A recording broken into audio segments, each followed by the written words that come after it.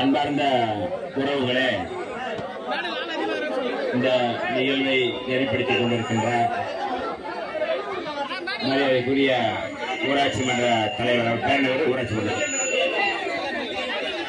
விஜய் மகேந்திரன் அவர்களே, மாவட்ட செயலாளர் மரியாதைக்குரிய விடுதலை சிறுத்தைகள் கட்சியினுடைய மாவட்ட செயலாளர் மரியாதைக்குரிய அக்கா வளர்மதி அவர்களே, மாவட்ட செயலாளர் மரியாதைக்குரிய தோழர் நியூட்டன் அவர்களே, இந்த நிகழ்விலே பங்கெடுத்திருக்கின்ற மரியாதைக்குரிய முன்னணி தலைவர்கள் ஒருவர் மரியாதைக்குரிய பிகா அம்பேத் அவர்களே, தோழர் செல்வம் அவர்களே, இந்த நிகழ்விலே பங்கெடுத்திருக்கின்ற அருட்தந்தை மரியாதைக்குரிய பங்கிராஸ் ஐயா அவர்களே, மாவட்ட செயலாளர் மரியாதைக்குரிய தோழர் முத்து அவர்களே, அரசு ஊழியர் ஐக்கிய பேரவையினுடைய மரியாதைக்குரிய தோழர் ராஜகோபாலன் அவர்களே, இந்த நிகழ்வுகளில் பங்கெடுக்கின்ற ஈஸ்வரராஜ் உள்ளிட்ட விடுதலை சிறுத்தைகள் அத்தனை பேருக்கும், அதாவது மாவட்ட ஒன்றிய பேரூர் கழக செயலாளர்கள், மாநில செயலாளர்கள் அத்தனை பேருக்கும் என்னுடைய வணக்கங்களை நான் தெரிவித்துக் கொள்கின்றேன். குடுகுடுப்பை சங்க தலைவர் மரியாதைக்குரிய செஞ்சியப்பன் அவர்கள், ஐனாரப்பன், சுப்பிரமணி உள்ளிட்ட சங்க தலைவர்கள் அத்தனை பேருக்கும், காங்கிரஸ் பேரியக்கத்தை சேர்ந்த மரியாதைக்குரிய கவிநேசன், என்ன பேரு,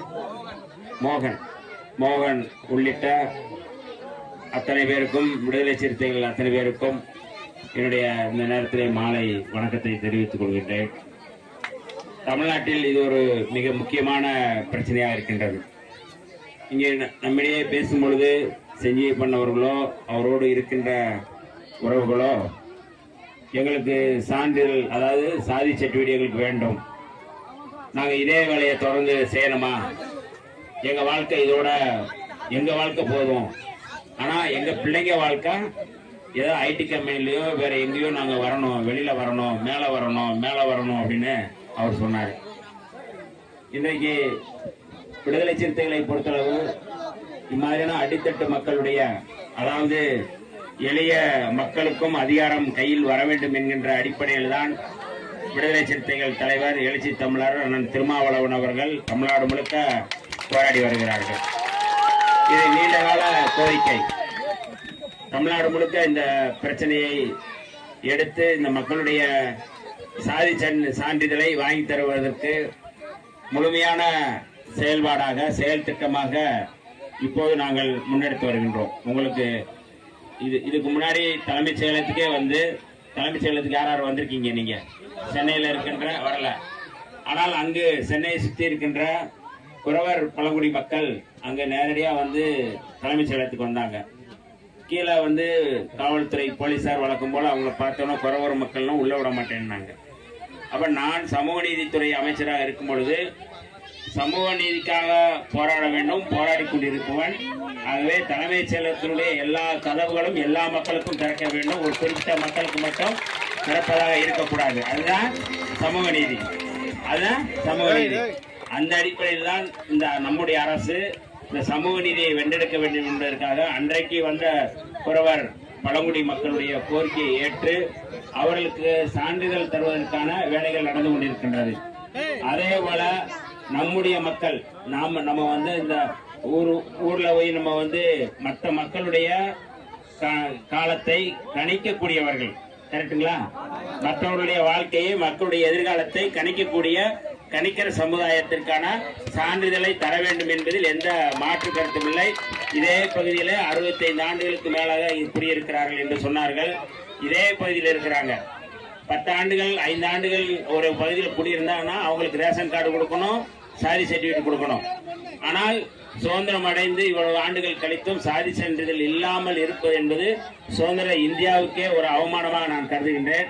ஆகவே கட்டாயம் இந்த முதல்ல மக்களுக்கு நான் உறுதி அளிக்கின்றேன், கட்டாயம் நம்முடைய துறை சார்ந்து இந்த கணிக்கர் என்கின்ற சான்றிதழ், எஸ்டி பழங்குடி மக்களுக்கான சான்றிதழை கலெக்டர் யாரா யார் இருக்காங்களோ அவங்ககிட்ட கேள்வி எழுப்போம். என்ன என்ன காரணத்துக்காக கொடுக்கல, என்ன என்ன அப்படி என்ன சான்றிதழ் கொடுக்க போறீங்க? பழங்குடி மக்கள் இந்த மண்ணின் மேய்தலாக இருக்கக்கூடியவர்கள், இவர்களுக்கு சான்றிதழ் கொடுக்காமல் வேற யார் கொடுக்க போகிறார்கள் என்கின்ற கேள்வியை கட்டாயம் எழுப்போம். ஆகவே நீங்க எந்த கவலையும் பட வேண்டிய அவசியம் இல்லை.